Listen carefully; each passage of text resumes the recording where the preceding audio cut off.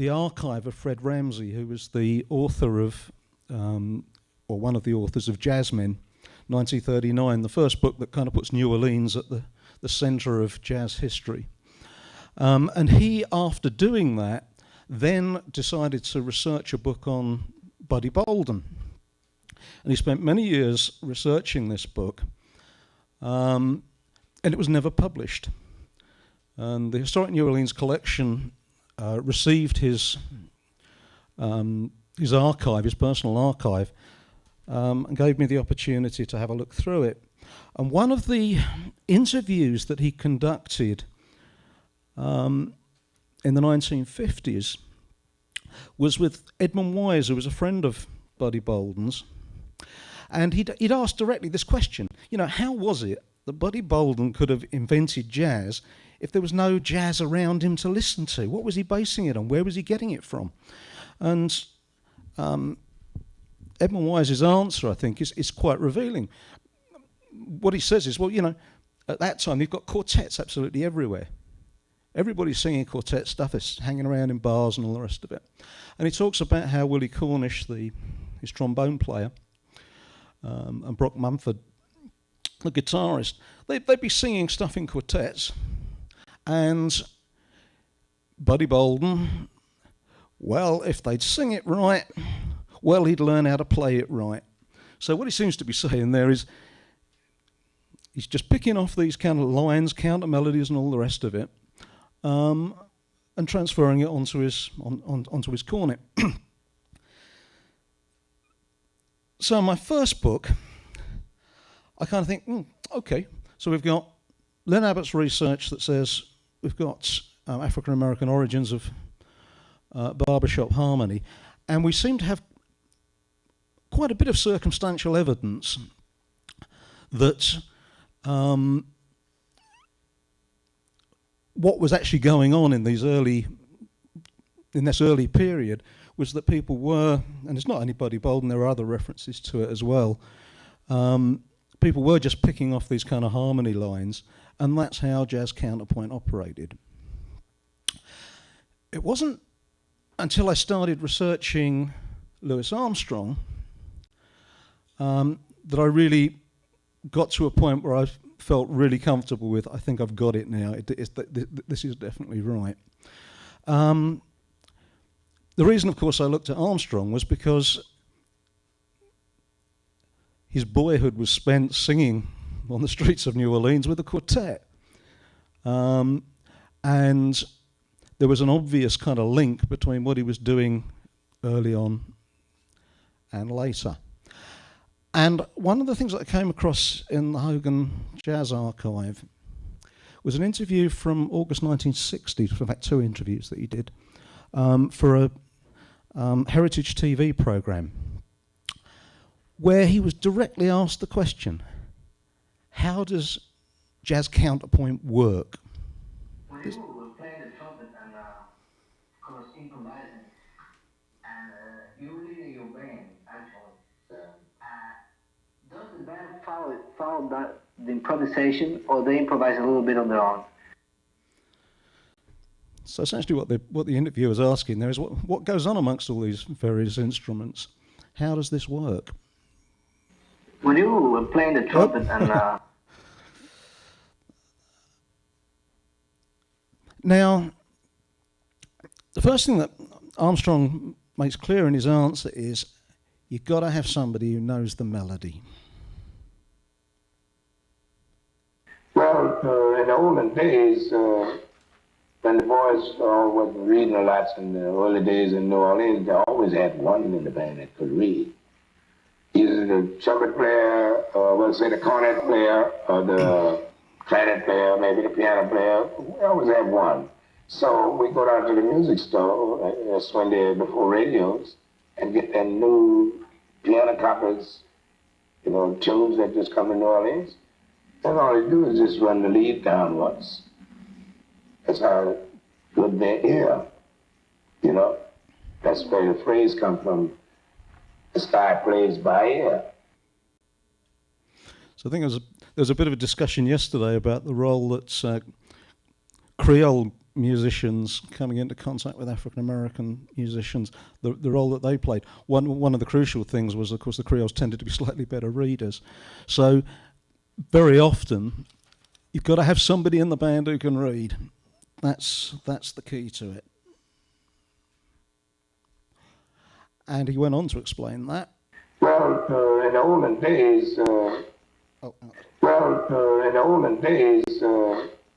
when the boys was reading a lot. Let me try this. Yeah. So when it's like during the First World War, when tunes like No Man's Land and Wee Wee Marie and things like that, while we was playing that on the advertising, and the guys never heard about it. So first thing we say, these guys got a new tune, you know. Well, we done woodshed it all the week, and well, just blowing, and everybody pick up their part. But of course, the question that leaves hanging at the end there, everybody picks up their part. Well, how does that happen? It's pretty obvious how they work out the melody. He goes on to explain. Oh. The way they pick up their part, he explains, is it's no problem if you sing in a quartet. There's no problem. If you sing in a quartet, the ordinary gets your harmony. If you sing baritone, you sing tenor, and I'm going to sing the lead, you bass. You understand? So what he's explaining there are the different parts that you've got in a barbershop quartet. You've got the bass who sings down the bottom, and a fifth above that you've got the baritone voice, and then you've got the lead voice who sings the octave above the bass, and then you've got the tenor voice on top. No problem. Now, I didn't know anything very much at all about barbershop harmony, and I still don't, to be perfectly honest. I'm not a barbershop singer. I've never actually sung barbershop other than at one convention, and that was just in an impromptu session, not in any sort of professional way. But the thing about barbershop singing is that the lead voice just sings the melody as it is, just as published. And the bass voice too is pretty predictable in the sense that it kind of follows patterns that you kind of expect. The interesting voices, as I hope you'll hear from this clip, are actually what the tenor and the baritone do. They tend to have the kind of less obvious kind of lines. Hi guys. Hey, we're Shoptimus Prime. We're the barbershop quartet that was featured in Cuphead. You found our fourth member in the game. Now it's time to learn to sing a little bit of barbershop on your own.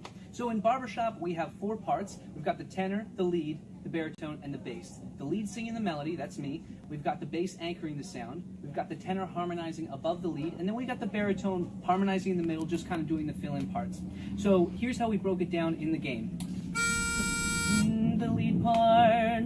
Why not take a little quick break, then come back for more? Please come back for more. And the bass. Why not take a little quick break, then come back for more? Please come back for more. And the baritone goes like this. Why not take a little quick break, then come back for more? Or please come back for more. And the tenor. Why not take a little quick break, then come back for more? Or please come back for more. And here's what it sounds like when we put it all together. Why not take a little quick break, then come back for more? Or please come back for more. All right, go out, sing some barbershop on your own. Okay, so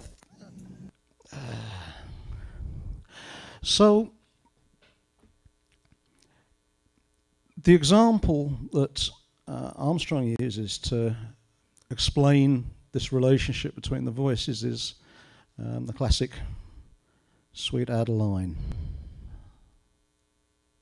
So if I think sweet and alive, right now y'all go, sweet and alive, and that's the same as the new number. So you don't have to practice if you go on the instrument and love the instrument. It's that little bit at the end that's the real hook. If you do it on the instrument, love the instrument. So he's making it very explicit that it's the lines that you sing that you simply transfer to the instrument. Now, just to get an idea of how these voices, which voices are doing the interesting things and which doing the more predictable kind of, as you can see there, the lead voice just sings the melody straight away. And it's that top voice, that tenor voice, that's got all those, even if you don't read notation, it's got all the sharps and flats and all these things that look kind of interesting. And it's also the top voice in the bottom on the bass clef, which is the baritone voice. That's the one that's got all the flats and sharps, and so that's got all the interesting parts. There are occasions where the bass picks up on some of the things, but the bass never has an independent role as such. It's only kind of doubling what other people are doing or what other voices are doing. So it's the tenor and the baritone that are interesting. And Armstrong was quite specific. He recognised which voices it was that were important to this because, as he said in his autobiography, Satchmo, My Life in New Orleans. This is from the original typescript, which varies a little bit from what was published in the book. But he says he comments on how when Peter Davis tried to get him to play the alto horn, he said,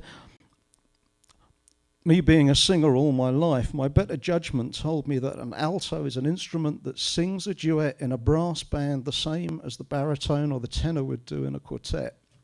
So he's got exactly the relationship. He knows exactly what he's doing when he's got this instrument in his hand. If he can find the notes that he would sing, he's got a way of playing these harmony parts.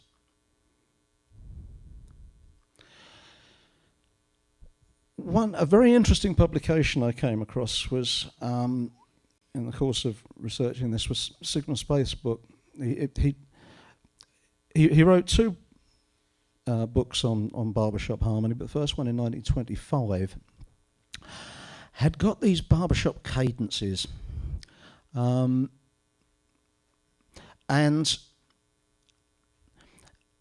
what they appear to be is a practice that, or at least derived from, a practice that Lynn Abbott had mentioned in his article called cracking up a chord. The idea was that you would get four singers who would first of all form a major chord by the lead note picking a note, and in this particular instance it's a note of C. The bass rather singing an octave below that. The baritone would sing the fifth, which would be the G, and the tenor would sing an E up on the top. So they've got their major chord, and then in the simplest of these cadences, the tenor and the baritone would slide their voice to some other note, and of course the nearest note is the next semitone. And these would produce the simplest kind of cadences. So they'd either slide up a semitone or slide down a semitone.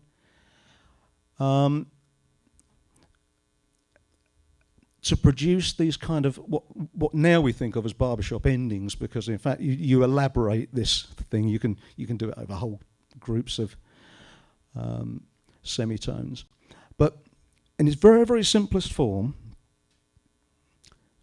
it's just no more than a tone. In fact, I think in these simplest ones you've got the baritone in the fourth cadence there actually goes up a whole tone, but that's as far as any voice ever leaves its original note in these simple cadences. And the result of that is you get specific chords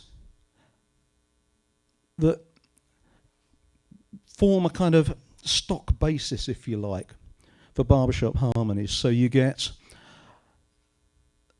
the flat 6 chord, that A flat chord. That becomes the quintessential barbershop chord. And you'll see that the tenor voice there has gone from the major third, the E, down to the minor third. So you've got that kind of blues interval there. So you've got the flat 6 chord. The other chord that you get with both voices descending is you get the tonic diminished, C diminished chord. Now that's a pretty odd chord actually in terms of sort of European harmony. You get diminished chords but not containing the tonic note. But because of course the lead is continuing to sing that note of C, it's gonna be in the chord. And the other chord, of course, that forms is the 4 chord, the F chord. Anybody who's ever played a blues knows that it's the 4 chord that you always go to in the blues. That's plagal tendency, as musicologists would call it.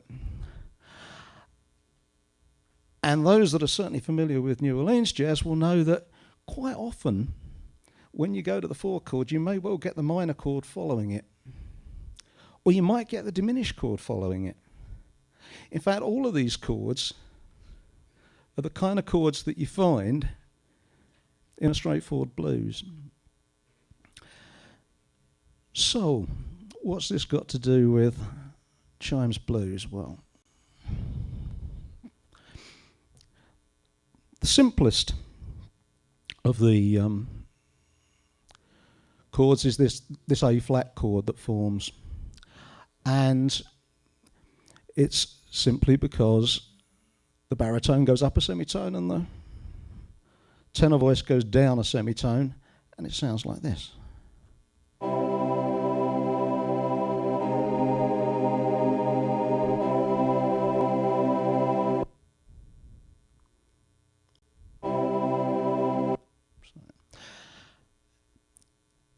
The other simplest cadence is the diminished, where both voices descend, and that sounds like this.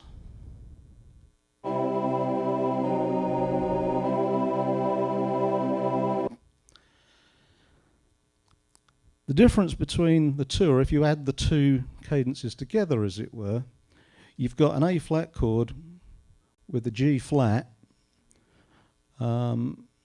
in the second cadence, so you've got a full A flat 7 chord. Hold that thought for a moment. So, if we look at, this is the first 4 measures of Louis Armstrong's solo on Chimes Blues. If you look at that first note of G, if we think of that as the baritone voice, and then the second note, you've got the E on the top, that's your tenor voice. And the 4th note in, that's your C on the lead voice. And what happens is, the phrase in the second measure, it simply descends a semitone in both the baritone voice and the tenor voice. It's that C diminished cadence, but it's superimposed on another instrument playing the A flat. So what I've done here is I've got a sort of synth trumpet sound, as it were, over the top of the harmony voices.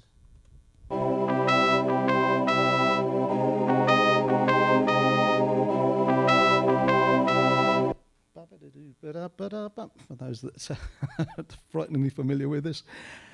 So, in essence, what Armstrong seems to have done here is use his knowledge of barbershop cadences to produce this line. And he's actually voiced it in exactly the same way that a barbershop quartet would voice it, with the G on the bottom, the C in the middle, and the E on the top. So what about when he goes to the F chord?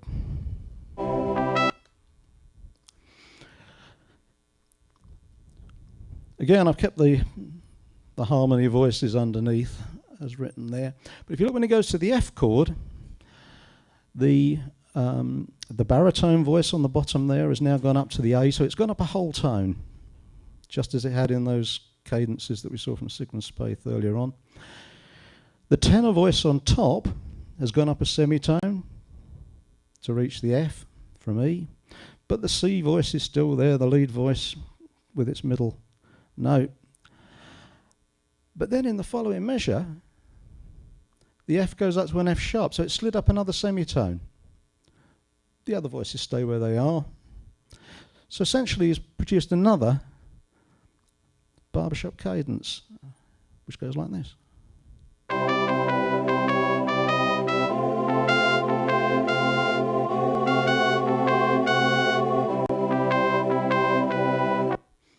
So that's the first couple of measures. And for those of you that are not frighteningly familiar with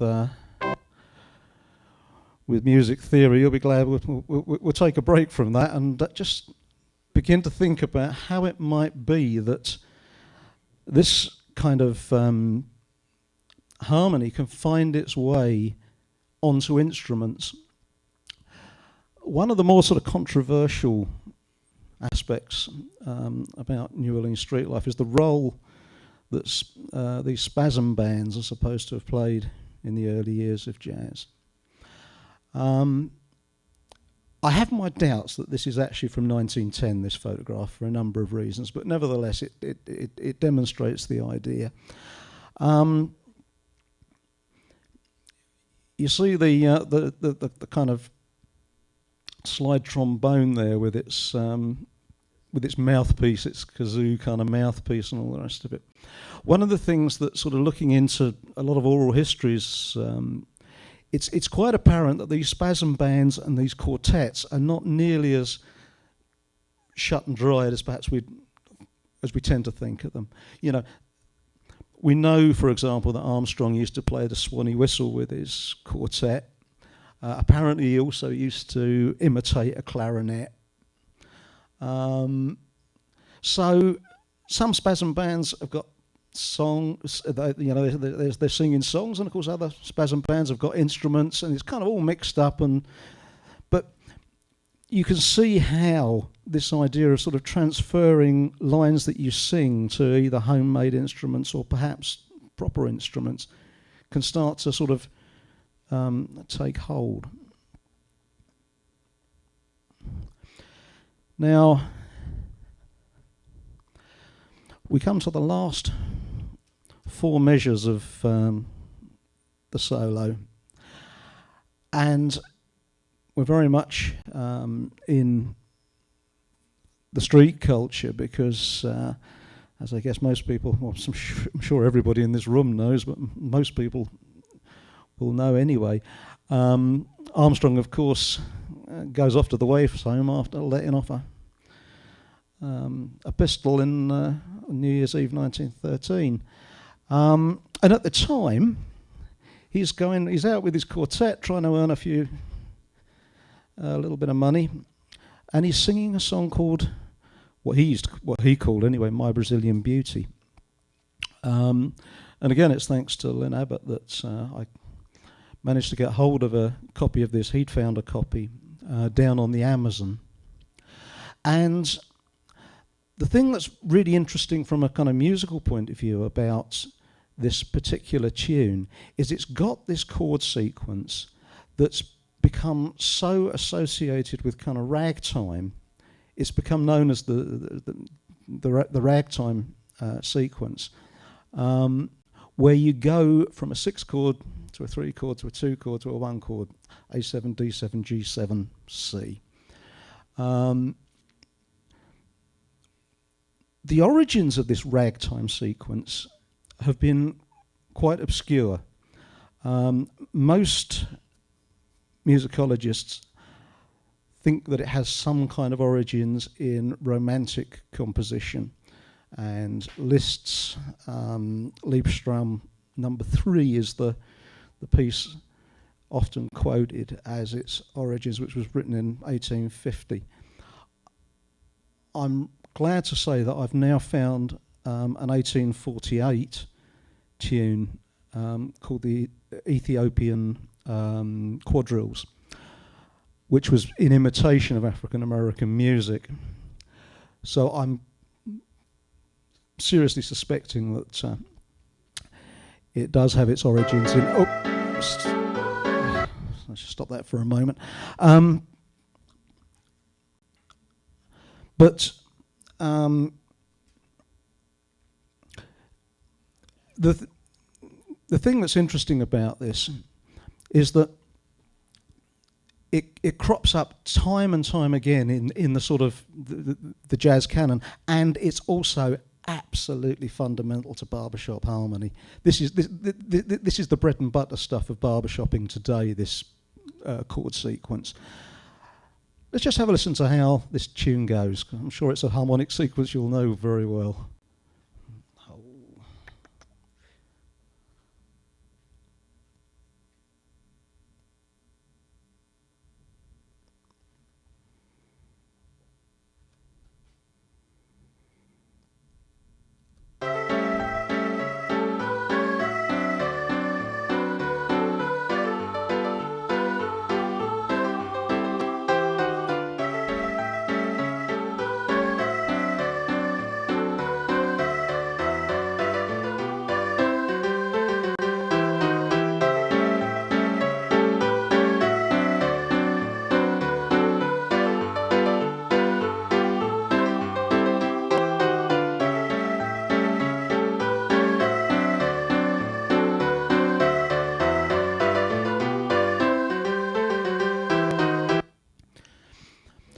The other thing to note through this is that the melody, especially in the second 8 measures, just hangs around the third, that note of E.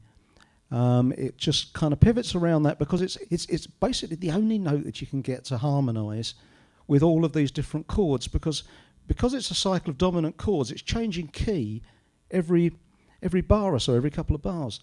And it's very, very difficult to write stuff that modulates from different keys. Now,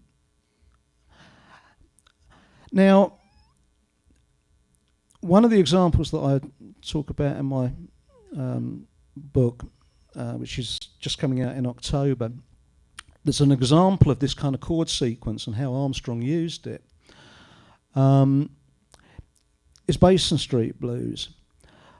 But the interesting thing about Basin Street Blues is in the middle of it there's a chorus where they just go to the scat vocal, and Earl Hines and Mancy Carr just sing a harmony backing.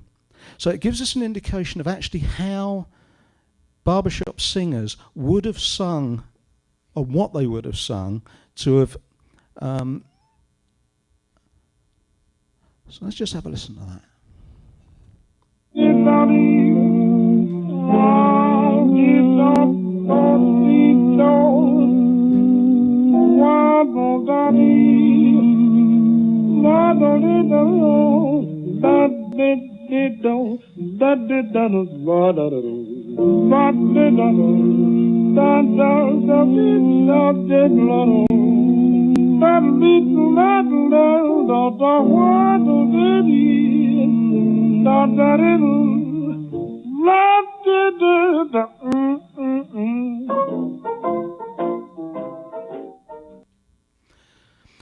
And as you can see from the transcription there, it's the third again. It's constantly being referenced by Armstrong in his scat, and in fact, it's there in the melody as well. You know, da da da da da da da da. You know, it's just non-stop, just the third. That's all it is, because it's the only note that will harmonise all the way through, really. So if we come to the last few measures of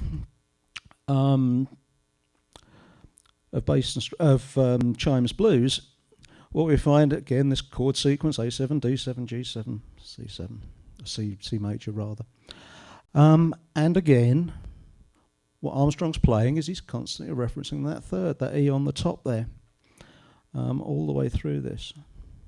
And again, I've just put the barbershop voicings on the bottom there, the same as we had from Carr and Hines.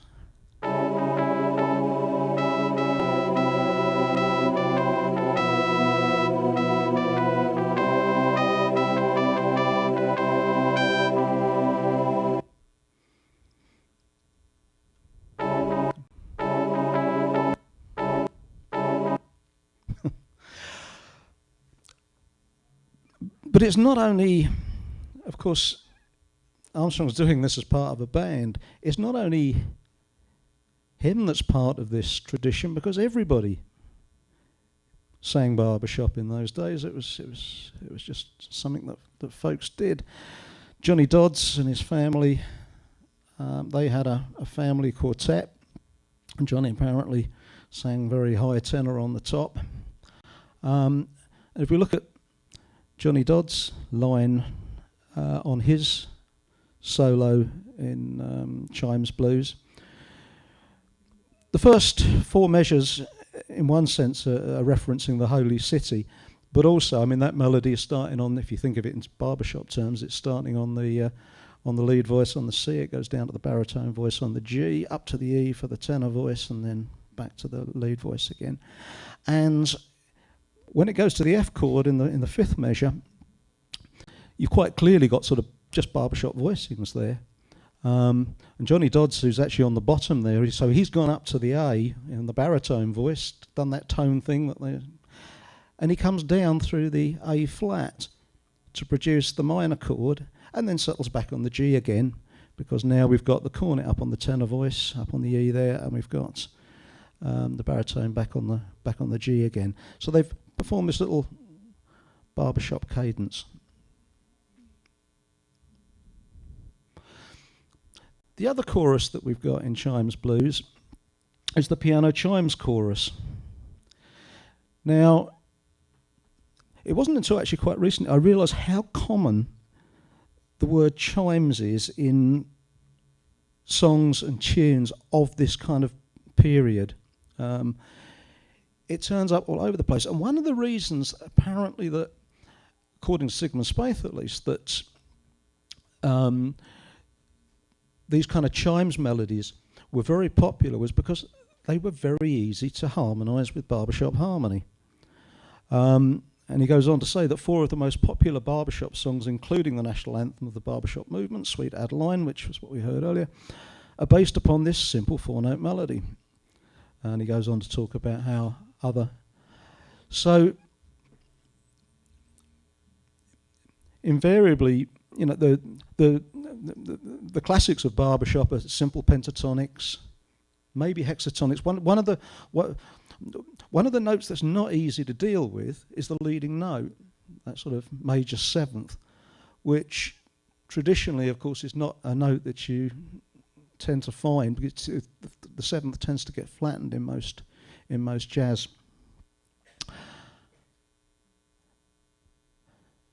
So what I hope is, I'm going to play the original recording all the way through, but maybe listen to it with slightly different ears, as it were. In the first chorus, which is the head chorus, you've just got the straightforward F major chord. In Johnny Dodds' chorus, as we said, it goes down through that minor, as you get that sort of barbershop cadence as it goes through the major to the minor. Then there's the chimes chorus. I think first time round somebody hits that A flat. My ears are not. I've been trying to convince myself whether or not it does or doesn't happen, but certainly the second time round, because it repeats, it doesn't. And then of course you've got Armstrong's chorus, where he's doing this A flat barbershop chord on the first thing and the diminished. See if it sounds different to you in the light of thinking of it in terms of the cadences. And I've also put on there those Sigmund Spaeth's cadences, so you can just see the chords as they go by.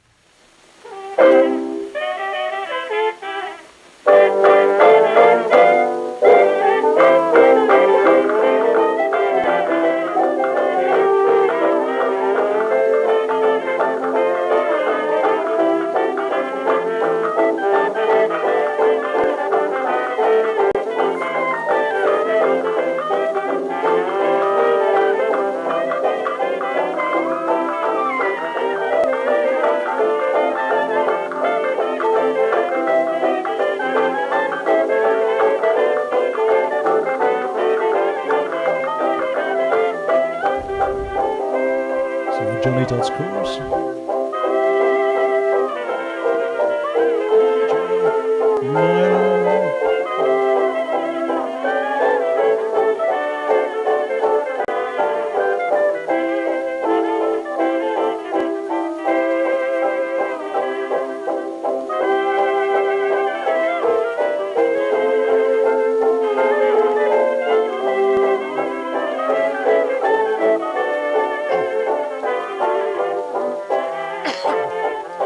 The Chimes chorus.